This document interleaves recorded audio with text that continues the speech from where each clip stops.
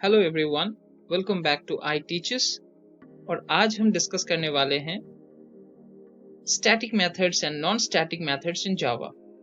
तो चलिए शुरू करते हैं। और अगर आपने अभी तक आई टीचर्स को सब्सक्राइब नहीं किया है तो please hit the subscribe button and press the bell icon for the latest updates. चलिए शुरुआत करने से पहले मैं ये मान के चल रहा हूँ कि आप सभी को मेथड के बारे में पता होगा, और अगर आपको मेथड के बारे में पता नहीं है तो आप कमेंट में मुझे बता सकते हैं, मैं उसके ऊपर एक सेपरेट वीडियो बना दूंगा। तो शुरुआत करने से पहले हम मेथड के डेफिनेशन को एक बार जरा देख लेते हैं कि मेथड क्या होता है। सो मेथड क्या है? Method is a sub program और group of statement that executed when it is called from any point of the program. So ये क्या लिखा है यहाँ पर कि सब प्रोग्राम है या फिर एक ग्रुप ऑफ स्टेटमेंट है। तो यहाँ ग्रुप ऑफ स्टेटमेंट का मतलब जब हम लोग कोई भी एक लाइन ऑफ कोड लिखते हैं तो उस एक लाइन ऑफ कोड को हम यहाँ पे स्टेटमेंट कहते हैं। तो इसी का जो ग्रुप होगा, जब बहुत सारे मल्टीपल लाइंस होंगे तो उसे हम ग्रुप ऑफ स्टेटमेंट कहेंगे या सब प्रोग्राम कहेंगे, तब जब हम इस ग्रुप ऑफ स्टेटमेंट को एक नाम भी दे देंगे। और जब हम इसको नाम दे देते हैं तो उसे हम मेथड कहते हैं। और हम इस मेथड को कभी भी कॉल कर सकते हैं, और वो कॉल करने के लिए मोस्ट ऑफ द टाइम हम मेन का सहारा लेते हैं। मेन जो मेथड है जावा में, तो उस मेन मेथड से हम इन फंक्शंस को कॉल कर सकते हैं। तो अब हम देख लेते हैं कि इसकी सिंटेक्स कैसी होती है, या फंक्शन की या मेथड की प्रोटोटाइप क्या होती है। तो सिंटेक्स पहले हम देख लेते हैं। तो ये सिंटेक्स में आपने देखा होगा यहाँ पर एक्सेस स्पेसिफायर, और उसके बाद मॉडिफायर, उसके बाद return type, method name and parameter list लिखा है। तो अब ये चीज होती क्या है, एक एक करके हम अभी फिलहाल देख लेते हैं।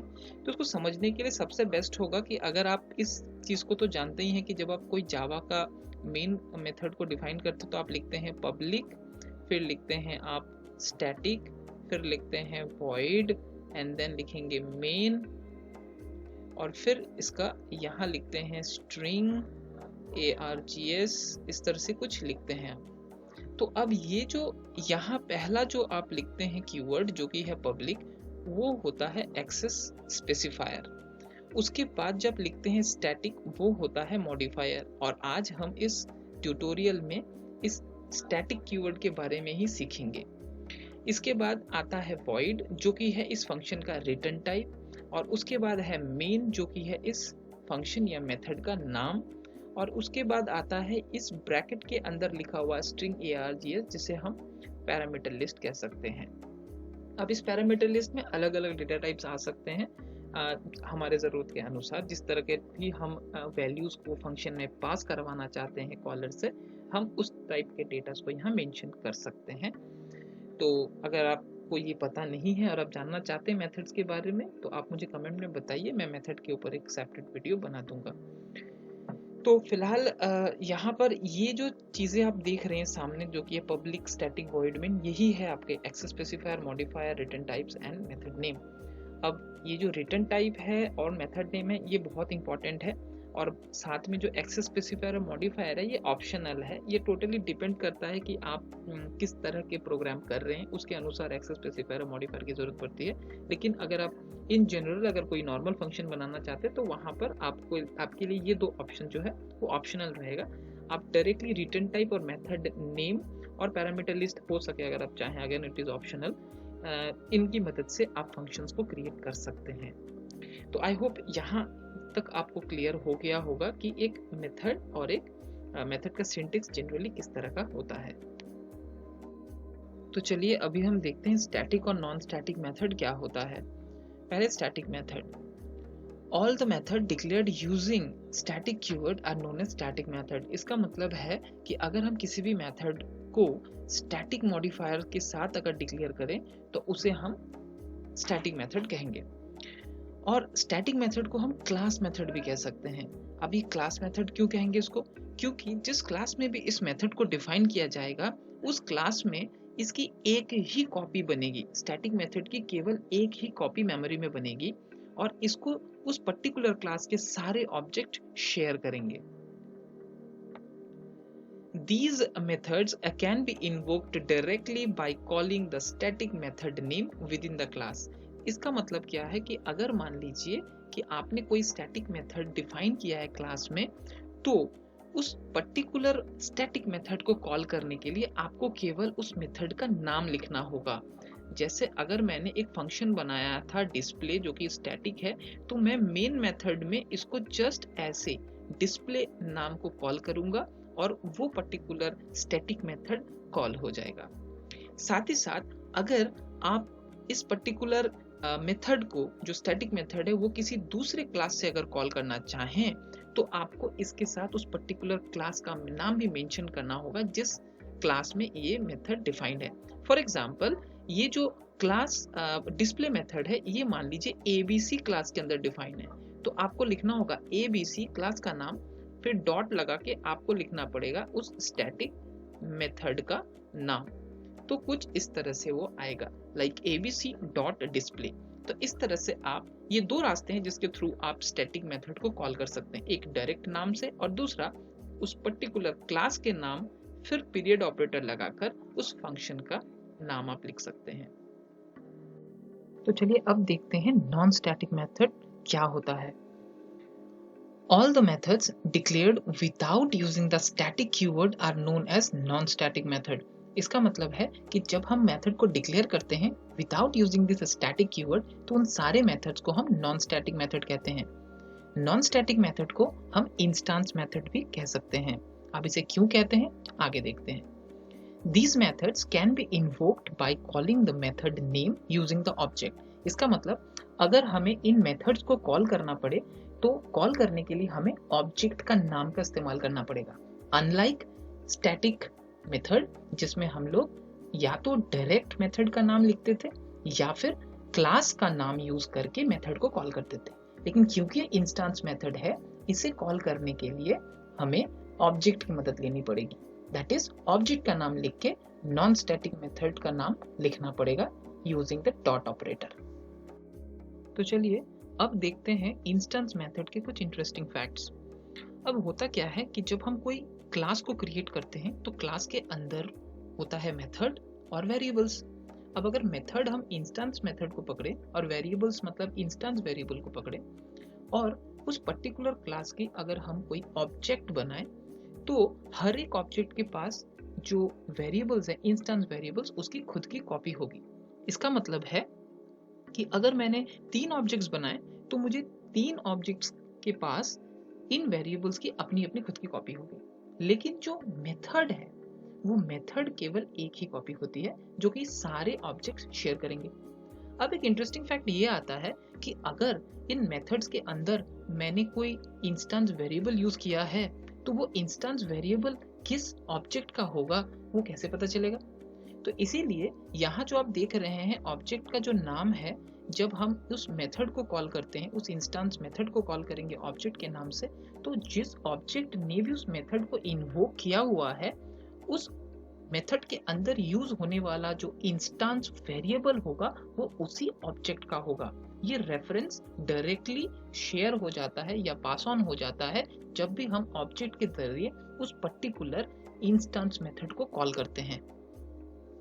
तो चलिए इसे एक एग्जांपल से समझते हैं। मान लीजिए मेरे पास एक क्लास है ABC और उस ABC क्लास के अंदर एक नॉन स्टैटिक फंक्शन है जिसका नाम है डिस्प्ले, मतलब ये एक इंस्टेंस मेथड है और कुछ वेरिएबल्स भी हैं जो कि इंस्टेंस वेरिएबल है, मान के चलिए A और B।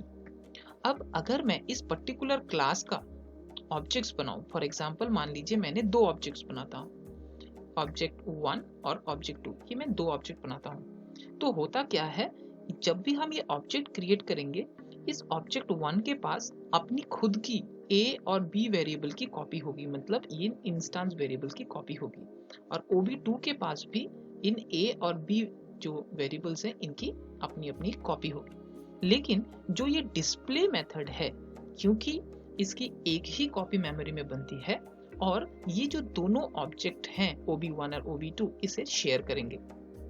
तो अब एक इंटरेस्टिंग फैक्ट ये आता है कि मान लीजिए डिस्प्ले जो फंक्शन है उसके अंदर मैं इन सारे वेरिएबल्स जो A और B जो इंस्टेंस वेरिएबल है इसे मैं यूज कर रहा हूँ, जैसे A और B को सपोज मैं यूज कर रहा हूँ। तो अब कंपाइलर को कैसे पता चलेगा कि ये जो है ये A OB1 का है या ये B जो है ये OB1 का है। ठीक है, तो पता तो नहीं चलेगा इसे। तो इसलिए क्या होता है कि जब भी हम इन मेथड्स को कॉल करते हैं, इन नॉन स्टैटिक मेथड्स को कॉल करते हैं ऑब्जेक्ट के जरिए, तो क्या होता है, the invoker of this method is right now OB1। OB1 जो है वो इस डिस्प्ले फंक्शन को इन्वोक कर रहा है। तो इसका मतलब इस फंक्शन के अंदर यूज होने वाले जो इंस्टेंस वेरिएबल्स हैं वो इस पर्टिकुलर ऑब्जेक्ट के ही होंगे। ये क्यों होता है? क्योंकि जब भी हम ऑब्जेक्ट के जरिए इन मेथड्स को कॉल करते हैं तो इन ऑब्जेक्ट्स का रेफरेंस इस मेथड में पास ऑन हो जाता है और कंपाइलर फिर इन वेरिएबल्स को उसी पर्टिकुलर ऑब्जेक्ट के साथ जोड़ देता है। तो राइट नाउ अगर इस OB1 ने डिस्प्ले को कॉल किया है तो उस वक्त A और B जो वेरिएबल है वो किन के होंगे? वो OB1 के होंगे। उसी तरह अगर मैंने OB2 के जरिए इस डिस्प्ले फंक्शन को कॉल किया तो उस समय OB2 जो है, OB2 का रेफरेंस इस डिस्प्ले फंक्शन में पास हो जाता है और उसके अंदर यूज होने वाला जो वेरिएबल है, इंस्टेंस वेरिएबल, वो OB2 का कहलाएगा। तो इस तरह से कंपाइलर आइडेंटिफाई कर लेता है कि ये पर्टिकुलर वेरिएबल फिलहाल किस ऑब्जेक्ट रेफरेंस का है, क्या वो OB1 का है, क्या वो OB2 का है।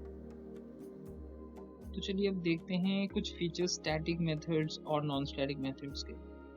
सो स्टैटिक मेथड जो होता है उस मेथड में स्टैटिक मेथड बेसिकली क्या क्या कर सकता है। स्टैटिक मेथड जो है वो केवल और केवल दूसरे किसी अदर स्टैटिक मेथड को ही कॉल कर सकता है। अगर ये कोई नॉन स्टैटिक मेथड हुआ तो वो वहाँ से हम कॉल नहीं कर पाएंगे।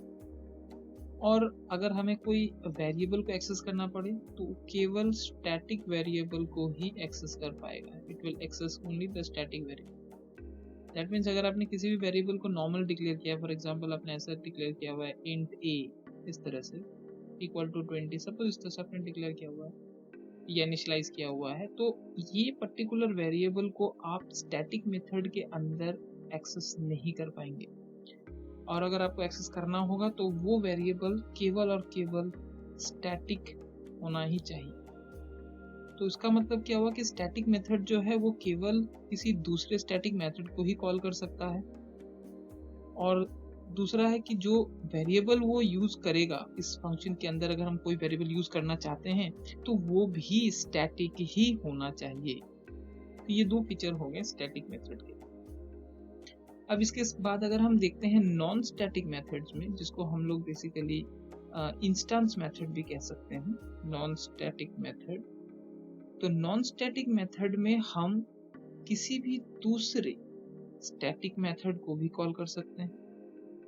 स्टैटिक मेथड को हम यहाँ पे कॉल कर पाएंगे, कॉलिंग संभव है।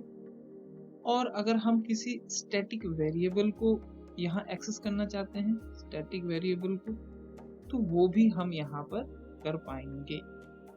साथ ही साथ ये जो नॉर्मल इंस्टेंस दूसरे मेथड्स हैं, इंस्टेंस मेथड जो है दूसरे वाले अदर इंस्टेंस मेथड्स, उन अदर इंस्टेंस मेथड को भी हम यहाँ से कॉल कर सकते हैं, मतलब ये कॉलिंग अलाउड है। साथ ही साथ हम नॉन स्टैटिक मेथड या फिर इंस्टेंस मेथड में हम इंस्टेंस वेरिएबल को भी रेफर कर सकते हैं, इंस्टेंस वेरिएबल को भी रेफर कर सकते हैं। तो इसका मतलब ये हुआ कि जो नॉन स्टैटिक मेथड है ये चारों काम कर सकती है। दैट इज स्टैटिक मेथड को हम वहां से कॉल कर सकते हैं, स्टैटिक वेरिएबल को एक्सेस कर सकते हैं, static method non static method या इंस्टेंस मेथड को हम कॉल कर सकते हैं, या फिर इंस्टेंस वेरिएबल को हम वहां पे एक्सेस कर सकते हैं। लेकिन जो स्टैटिक मेथड है वो ये केवल दो काम कर सकते हैं इनमें। एक है कि वो स्टैटिक वेरिएबल को कॉल कर सकते हैं या फिर किसी दूसरे स्टैटिक मेथड को ही